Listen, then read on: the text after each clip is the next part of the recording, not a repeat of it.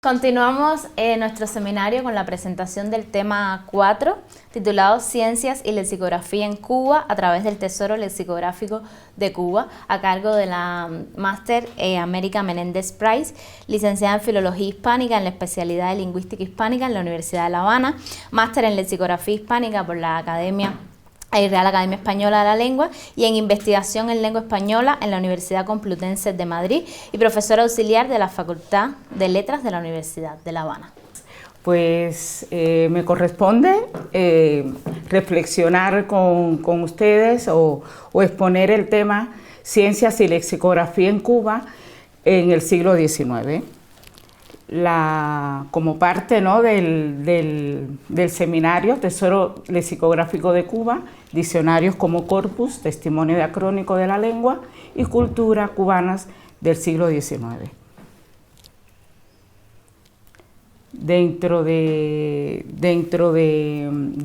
la exposición, los temas que vamos a abordar, pues, dentro de la introducción, son las consideraciones sobre las ciencias en Cuba durante el siglo XIX y los propósitos de la presentación, que van a ser, pues, la clasificación, ordenamiento del repertorio terminográfico que he recopilado.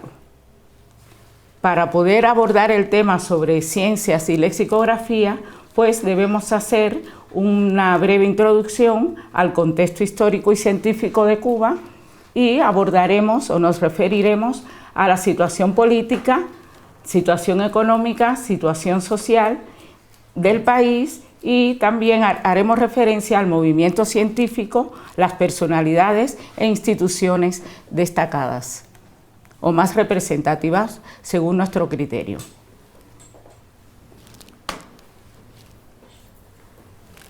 Pues además, después de esta breve referencia sobre el contexto histórico, pues abordaremos el desarrollo de la lexicografía científica en Cuba en el periodo acordado, y en este sentido veremos o nos referiremos a la interacción entre las ciencias y la lexicografía en el contexto histórico objeto de estudio.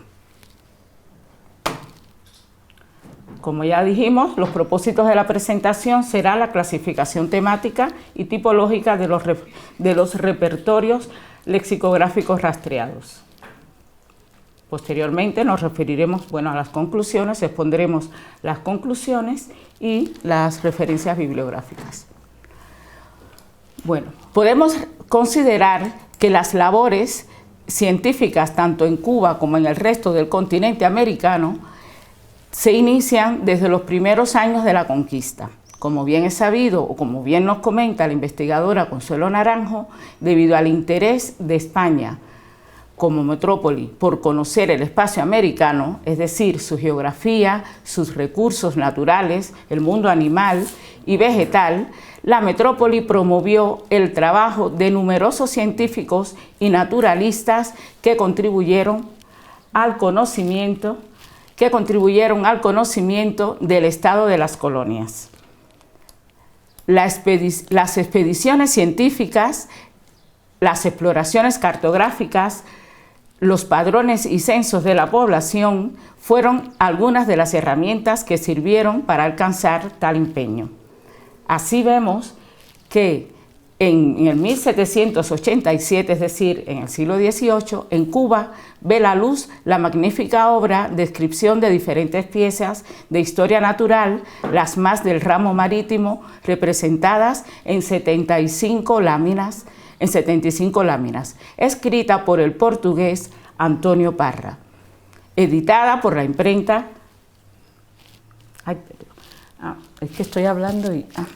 editada por la imprenta de la Capitanía. Así vemos que en 1787 la publicación de la magnífica obra Descripción de diferentes piezas de historia natural, las más del ramo marítimo, representadas en 75 láminas, escrita por Antonio Parra, el portugués Antonio Parra, que se asienta aquí en Cuba y se motiva mucho por la exuberancia de la naturaleza de la isla.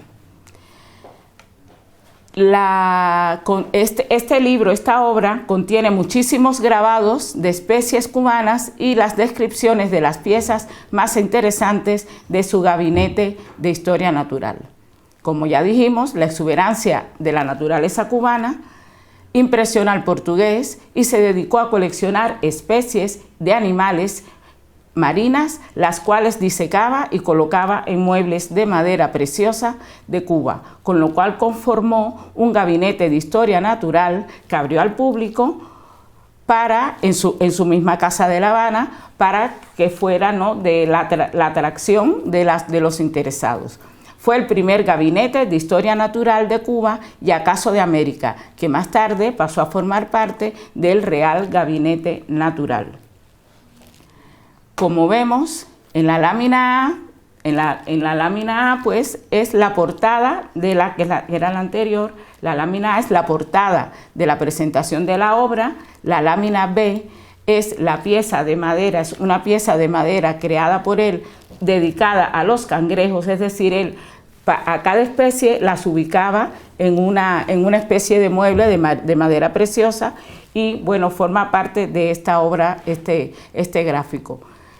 La lámina C, vemos que es una ilustración de una especie llamada pescador, y pues la lámina B es la descripción de esta especie. Es decir, de esta manera, esta puede ser considerada como las primeras referencias a la terminología o al tema científico en Cuba.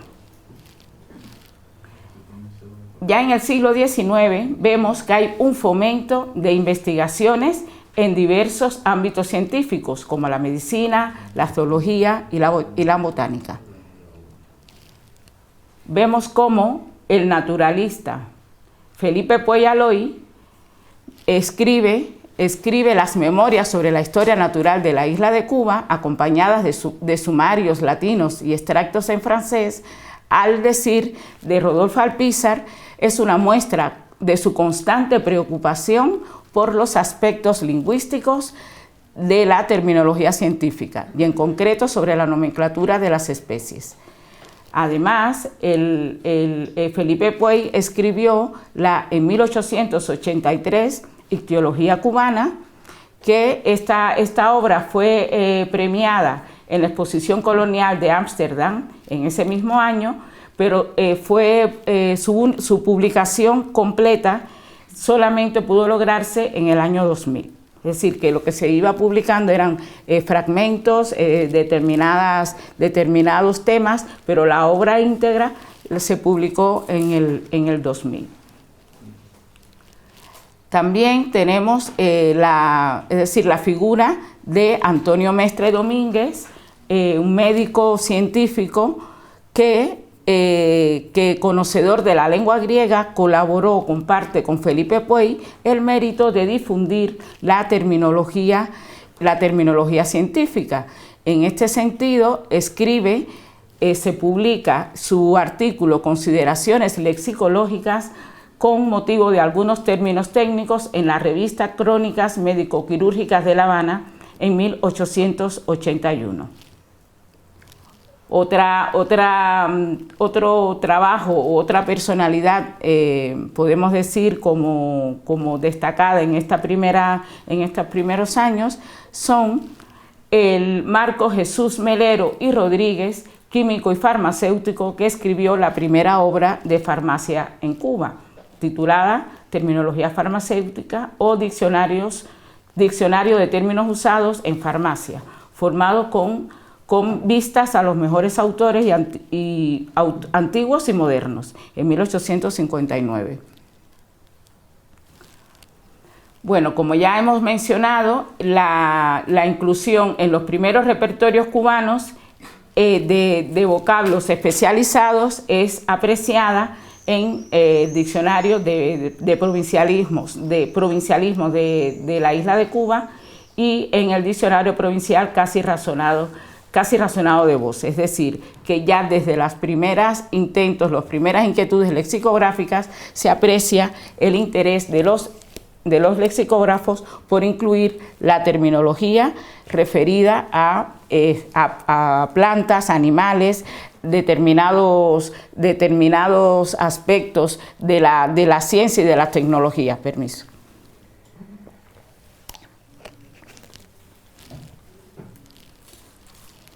También, o además,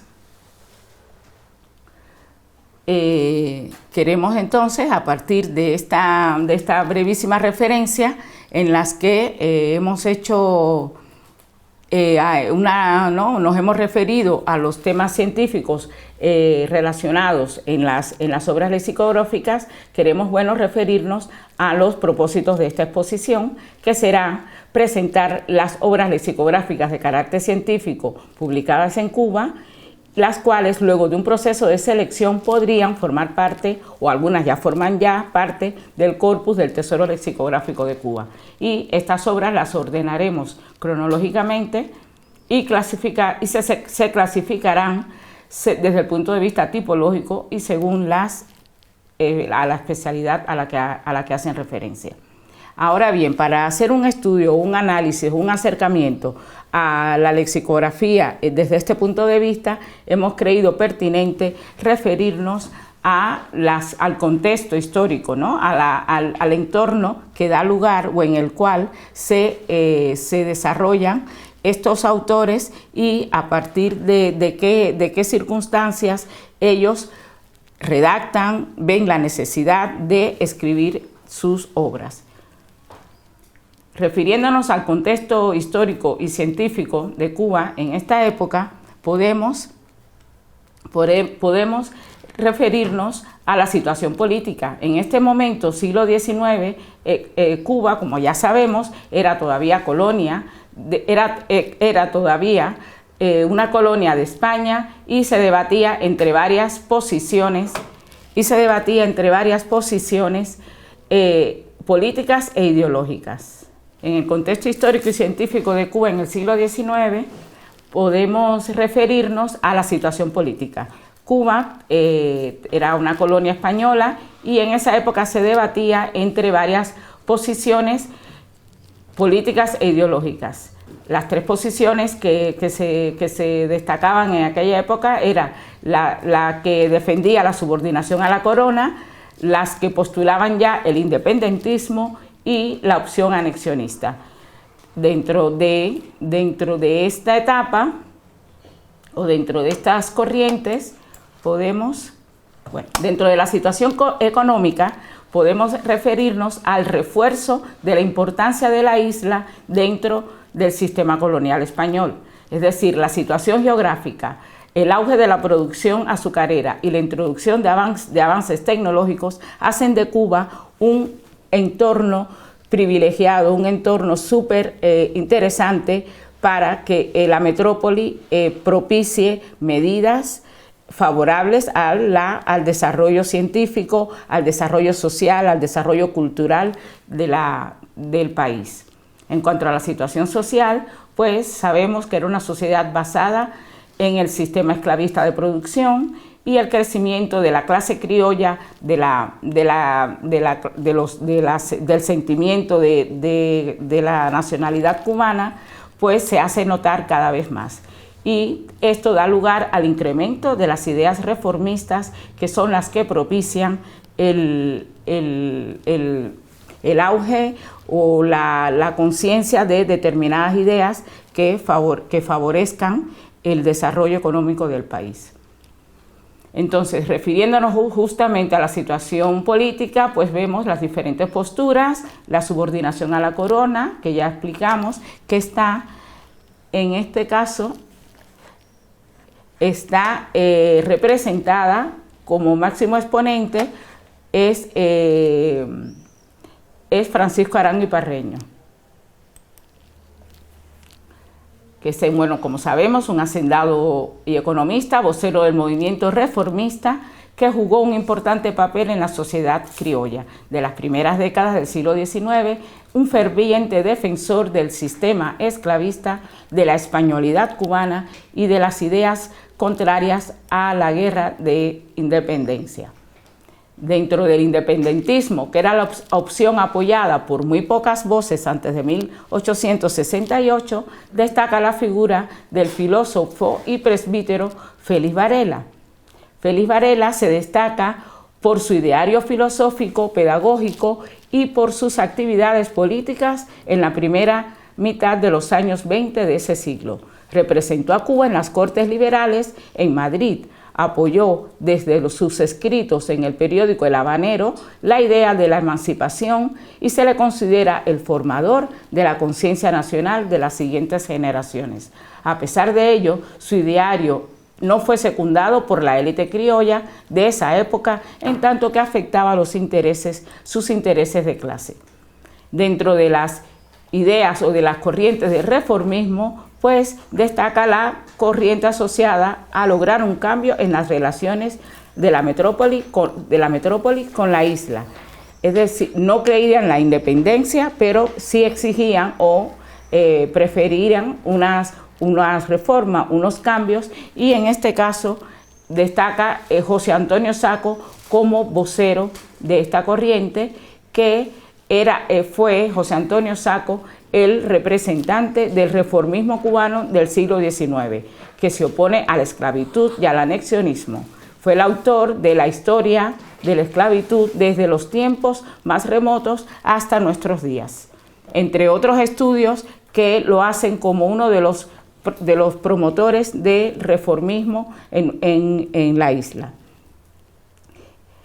Además tenemos dentro de las diferentes posturas políticas, pues el sector que pretendía la anexión a los Estados Unidos como única solución para proteger sus intereses. En este caso, como representante destacado, podemos señalar a Narciso López. Entonces, refiriéndonos a la situación económica del siglo XIX, hemos ya comentado que hay un refuerzo de la importancia del país dentro del sistema colonial español. La estratégica geografía del país hace que el puerto de La Habana se convierta en objetivo clave para controlar el comercio entre Europa y el Nuevo Mundo. En este sentido, vemos que en el siglo XVIII, por eso La Habana, el puerto de La Habana es objeto de la toma de los ingleses, y esto trae consigo que la metrópoli, es decir, España, se vea precisado a cambiar su política hacia la isla desde el punto de vista económico, desde el punto de vista político. Vemos que hay un auge de la producción azucarera debido al impulso del cultivo de la caña de azúcar, que trajo consigo el amplio desarrollo de esta industria. Vemos cómo la construcción de ingenios con maquinarias cada vez más productivas hace que este sector alcance un nivel importante, no solo a nivel nacional, sino a escala internacional. En estos gráficos, pues, vemos algunas imágenes de lo que idealmente eran los ingenios de la época, diseñados o pertenecen a la obra de los ingenios. Nos hemos referido al auge de la producción azucarera, que se debe al impulso del cultivo de la caña de azúcar. También hay un creciente interés de los Estados Unidos y hay un aumento del comercio con ese país, que la prensa especializada peninsular se hace eco de este hecho, criticando la postura un tanto pasiva de la corona. También vemos que hay un implemento por parte de la metrópoli de medidas económicas favorables a los intereses de la élite criolla.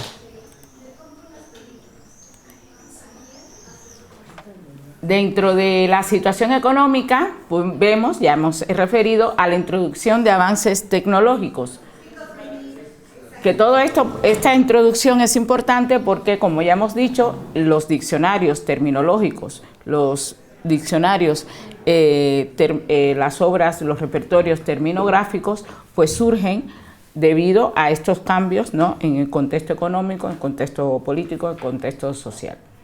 Pues vemos que en el año 1000, dentro de los avances tecnológicos introducidos, vemos la adaptación de la máquina de vapor al funcionamiento de los molinos de caña y su amplia utilización en la producción del azúcar y posteriormente del ferrocarril.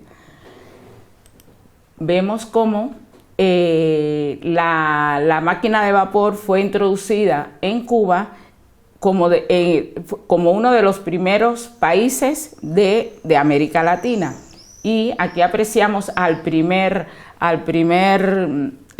hacendado que utilizó o adaptó el funcionamiento de la máquina de vapor en sus ingenios.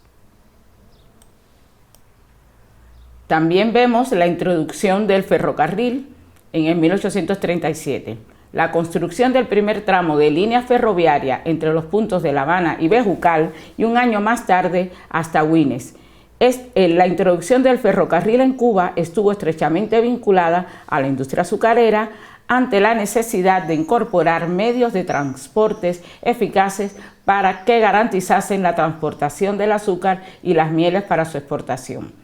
Es decir, que en este punto, en la introducción del ferrocarril, vemos como Cuba también es un país pionero, de acuerdo ya que se anticipa incluso a la España. Es decir, que en Cuba el ferrocarril se instaura antes que en la propia metrópoli. Y otro hecho importante que tenemos en el siglo XIX es la construcción del acueducto de La Habana, más conocido por Acueducto Alvear. El proyecto ingenieril diseñado por Francisco de Alvear y Lara, premiado con medalla de oro en la Exposición Universal de París en 1878, permitió la construcción de uno de los sistemas de acueductos más novedosos de aquella época. Su construcción, además, constituyó un aporte significativo al mejoramiento de los índices de salubridad e higiene de la ciudad.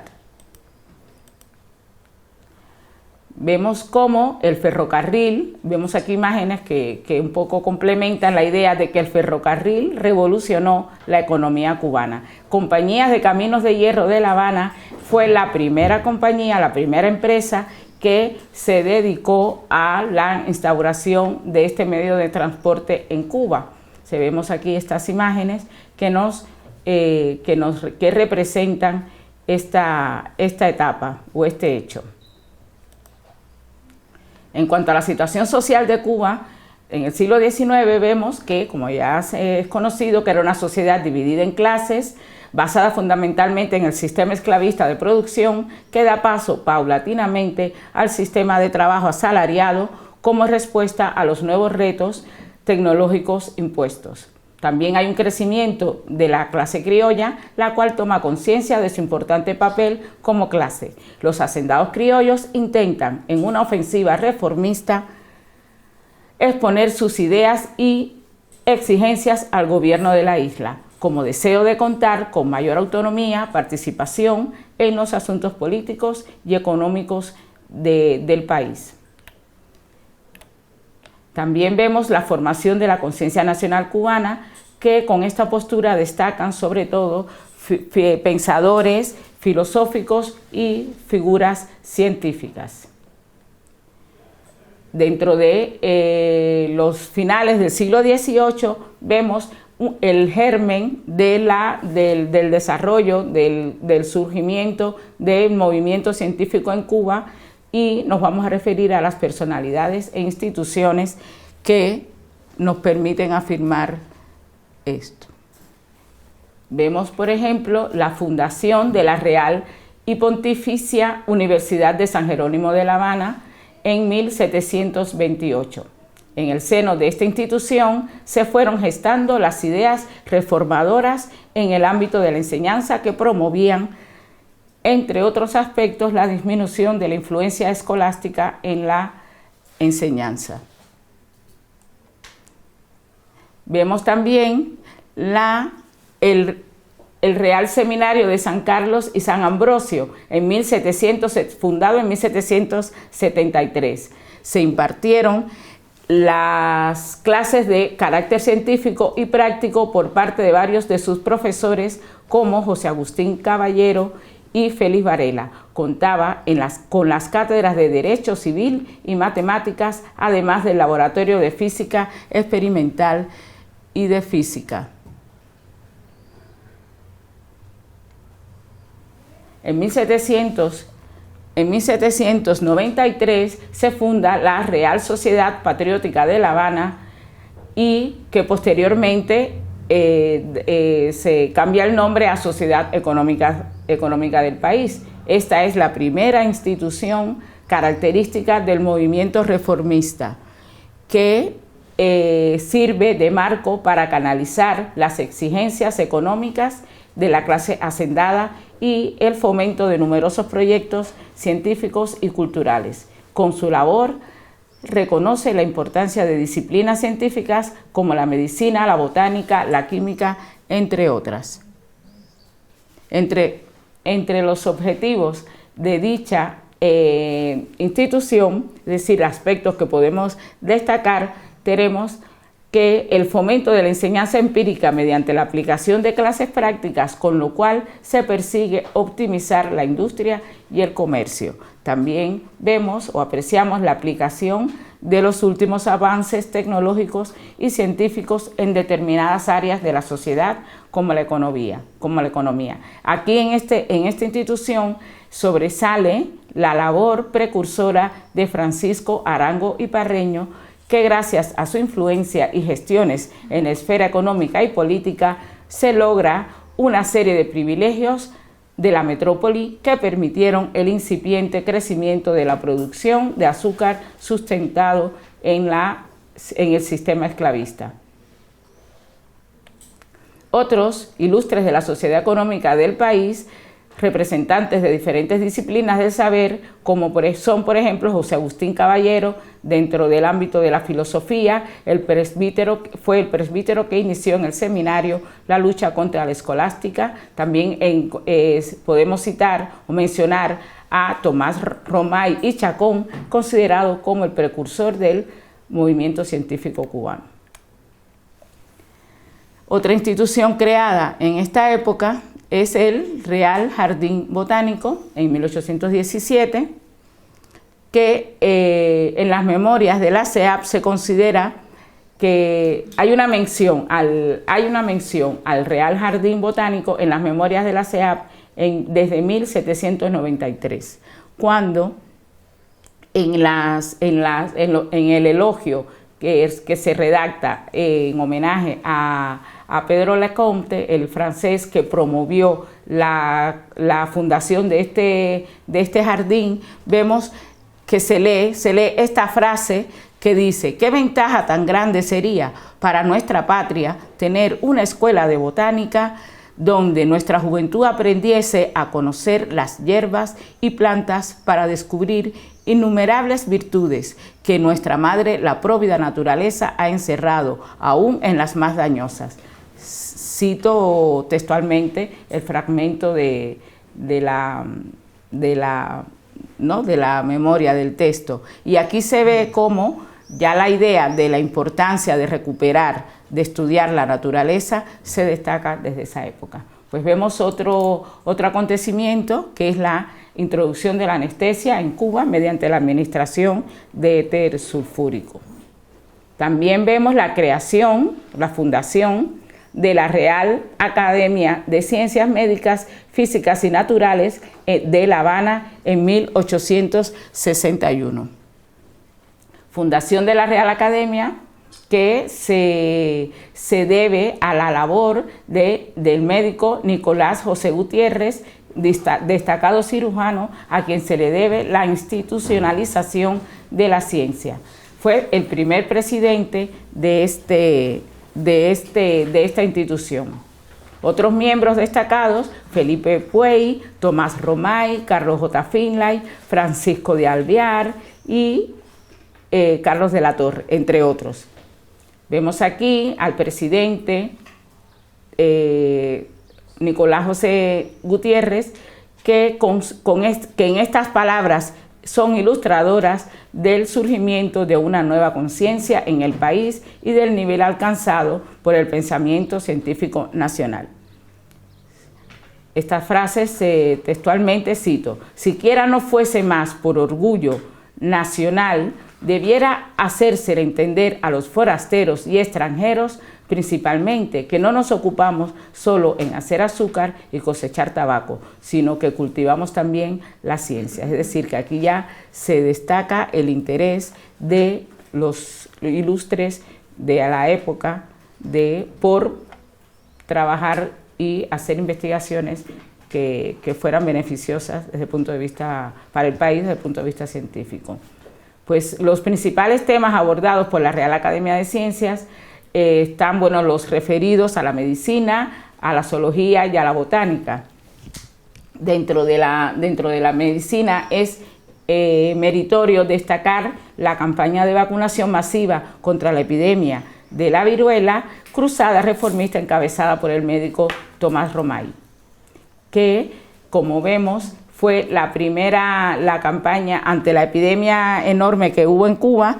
Pues este científico diseñó la vacuna antes que la que iban a aplicar los médicos venidos desde la metrópoli. Es decir, que este señor se adelanta con el objetivo, ¿no?, de proteger la ciudad, se adelanta a este acontecimiento.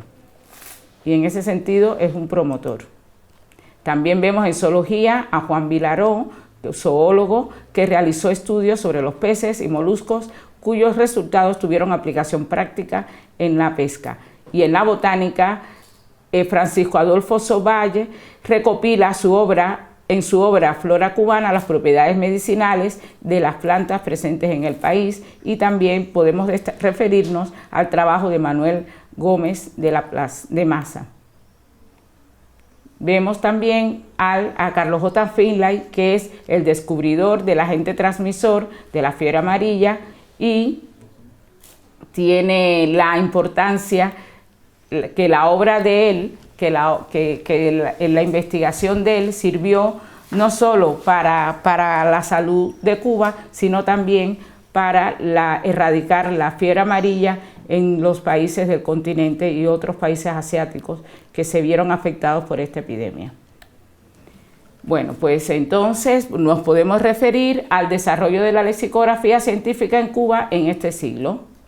Como es sabido, pues con el avance científico y tecnológico, el léxico técnico es incorporado a numerosas obras especializadas de la época. Ante la necesidad de explicar y difundir los alcances tecnológicos, las obras terminográficas o repertorios lexicográficos, que pueden estar incluidos en manuales, vocabularios, definiciones, etcétera, surgen como herramientas portadoras de dichos conocimientos. Ya en el siglo XIX en Cuba es notable la interacción entre las ciencias y la producción lexicográfica, palpable en la publicación de repertorios que ilustran el empleo del vocabulario técnico de distintas especialidades. Los ilustrados cubanos se interesan por recopilar todo este conocimiento científico para, mediante la aplicación en los diferentes ámbitos sociales, estimular el desarrollo del país. Los repertorios terminográficos cubanos, para lograr su identificación,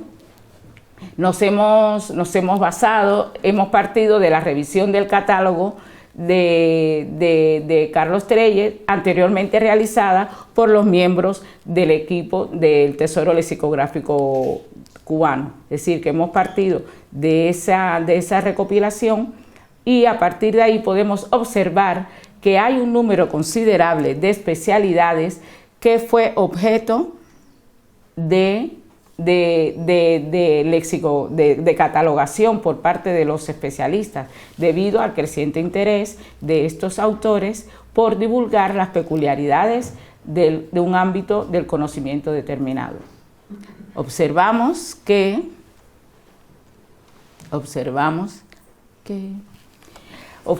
las disciplinas más trabajadas están relacionadas con las principales actividades económicas desarrolladas en el momento, como son la agricultura, la medicina, el comercio, el derecho, artes, ictonimia, flora. La clasificación de los repertorios desde el punto de vista temático, hemos observado que hemos podido clasificar los repertorios según la clasificación de los repertorios desde el punto de vista temático. Podemos clasificarlos en repertorios de agricultura, repertorios de derecho, de geografía, de oficios, de botánica, zoología, meteorología, medicina, química y farmacia. También tenemos repertorios lexicográficos referidos al comercio y al arte. Esto es basándonos en el corpus analizado según el listado que hemos revisado. También podemos hacer referencia a los repertorios, a la clasificación desde el punto de vista tipológico, pero del texto como tal, no del contenido, sino del texto o los distintos textos, los hemos clasificado en estos 4 aspectos, que puede ser revisable o de hecho es revisable, y considero que se puede profundizar más en este aspecto. Encontramos los diccionarios especializados, que generalmente son diccionarios enciclopédicos, que incluyen no solo la definición del léxico, sino también aspectos desde otros puntos de vista, y por tanto poseen un gran caudal de conocimiento. Entonces están los diccionarios, los manuales, los índices y otros repertorios que pueden ser apéndices, pueden ser prontuarios, guías, cartillas, catecismos, etc. Bueno, de manera muy sucinta nos vamos a referir a los repertorios lexicográficos más importantes o más representativos. Los repertorios de agricultura son los más numerosos en nuestro corpus en la muestra seleccionada. El interés por fomentar la economía del país a partir del desarrollo agrícola propicia la creciente divulgación del léxico de este ámbito temático. Sobresalen los manuales en los que se compendia lo más importante de esta especialidad. En ellos destaca la inclusión de glosarios, vocabularios, apéndices en los que se organizan las piezas léxicas, generalmente en orden alfabético, para la mejor comprensión de los textos. Bien, tenemos los repertorios lexicográficos de geografía e historia que incluyen la descripción y catalogación de las características geográficas y sucesos históricos de la isla, que contienen un gran número, que está contenida en un gran número de obras lexicográficas publicadas en la época. También tenemos los repertorios lexicográficos de oficios. Esto lo estamos presentando en orden de frecuencia, según la muestra estudiada. Es importante la nómina de las catalogaciones referidas a los oficios, ya que en estas obras se describen las funciones de las distintas profesiones y las actividades económicas, que cada vez son más especializadas y requieren mejor preparación por parte de los actores. En esta sección destaca, por ejemplo, el manual del cochero, el nuevo manual del cocinero cubano, manual de arte de cocina, catálogo de minerales de la isla de Cuba. Es decir, que el interés por divulgar las características, las funciones de los distintos oficios hace que prolifere la elaboración, la redacción de este tipo de diccionarios o de trabajo lexicográfico. Tenemos los repertorios lexicográficos referidos a la botánica, la zoología y mineralogía. Repertorios lexicográficos de botánica, zoología y mineralogía. El reconocimiento de la utilidad de las plantas hace necesario que su estudio y descripción sea cada vez más esmerado, Por ejemplo, en el prólogo de Arboricultura y Floricultura Cubana de Turbiano, el autor expresa que su obra es una respuesta a la necesidad del conocimiento de la exuberante naturaleza cubana, de sus plantas y de las utilísimas aplicaciones a las artes y oficios, la alimentación de los hombres y animales y al alivio de sus dolencias. Es decir, que vemos el interés práctico que se aprecia en estas obras, práctico, didáctico, profiláctico también, y esto es destacable. Los trabajos referidos a la medicina, química y farmacia muestran la preocupación de la época por divulgar los avances y conocimientos en este ámbito científico. Sobresale el carácter divulgativo de los textos como una finalidad preventiva. El manual de medicina homeopática, pues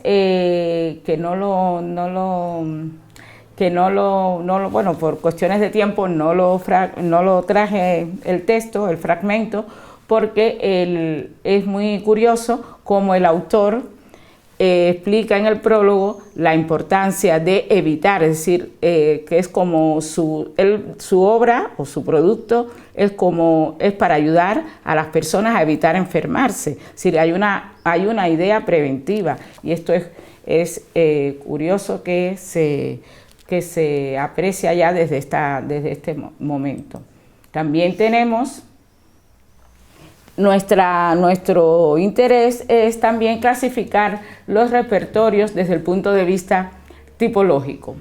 A partir de las características textuales de las fuentes recopiladas y de los anteriores ordenamientos realizados por los miembros del Tesoro Lexicográfico de Cuba, proponemos la siguiente clasificación desde el punto de vista tipológico. Pues ya hemos hablado que consideramos que las obras se pueden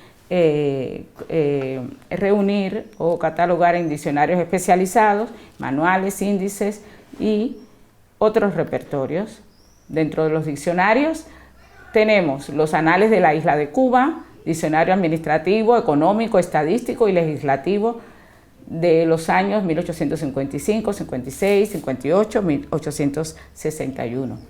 Tenemos el Diccionario de Arboricultura y Floricultura, Diccionario Botánico de los Nombres Vulgares Cubanos y Puertorriqueños de Manuel Gómez de la Maza Jiménez. Es decir, que hay un interés por crear estos tipos de material que permita el conocimiento de muchos aspectos, ¿no?, de Cuba. Dentro de los manuales encontramos la agrimensura aplicada al sistema de medidas de la isla de Cuba, de Desiderio Herrera. Encontramos también Caña de Azúcar, manual práctico de elaborar azúcar en aparatos. Vemos que los manuales en esta época en la cual las labores, los oficios, la tecnología está teniendo un auge, vemos que los manuales cumplen una función primordial dentro de la sociedad, según desde el punto de vista del pensamiento de la ilustración, ¿no? Ellos tienen la intención de enseñar, de fomentar, de iluminar el conocimiento, y entonces en este sentido el manual es un producto muy práctico, ya lo dice la palabra, que hace llegar a la mayor cantidad de personas posible todo el conocimiento, el contenido que ellos quieren ofrecer. Y en este sentido, pues hay manuales de muchos aspectos y de ámbitos de la sociedad, como la cocina, la medicina, la agricultura. Y en este punto es curioso destacar que en casi todos o en muchos manuales hay una referencia a las medidas. Es que recuerden que las medidas de superficie, medidas de capacidad, como había un auge del comercio, pues era muy importante equiparar las equivalencias entre las medidas peninsulares, las medidas europeas, y hay una equivalencia a la situación de Cuba. Entonces surgen los lemas vara cubana, el legua, es decir, términos que aquí que en España no se utilizaban y que los diccionaristas, los especialistas cubanos se ven en la necesidad de explicar, de fomentar y poner sus equivalencias o explicar las equivalencias con respecto a las nomenclaturas peninsulares. Esto ocurre no solo con la economía, sino con aspectos de distinta a la geografía. Es común poner nombres referidos a las características de Cuba de las mismas especies. Es decir, que este proceso de diferenciación es importante en esta época. También tenemos índices, que solamente, bueno, el listado de determinados nombres que el autor no define, sino es solamente un lemario de determinados temas, de determinados ámbitos de la sociedad, como por ejemplo las plantas, ¿no? El índice alfabético de todos los nombres índicos provinciales de todas las, y castellanos de todas las plantas publicadas o inéditas. Y también encontramos el índice referido a medicina doméstica homeopática arreglada para la isla de Cuba. Tenemos otras obras referidas que son índices, pero bueno, aquí solamente hemos hecho y hay otros tipos de clasificaciones, pero bueno, no sé, para esta presentación yo creo que es válida el resumen y el que hemos realizado. Entonces, como conclusiones podemos decir o podemos referirnos a que una vez compartidas estas observaciones podemos concluir que el desarrollo alcanzado por las ciencias en la Cuba decimonónica es reflejado en la producción textual de la época. En plena sintonía con el pensamiento ilustrado, resulta destacable el interés de la elaboración de productos lexicográficos, ya sean diccionarios, glosarios, vocabularios, etc. Estos productos son portadores de voces y conceptos nuevos y especializados cuya inclusión en el tesoro lexicográfico cubano podría contribuir al mejor conocimiento y comprensión de un periodo tan importante en el devenir histórico-social cubano. Muchas gracias, es todo lo que tenía que ofrecerles, espero no haberlos agotado.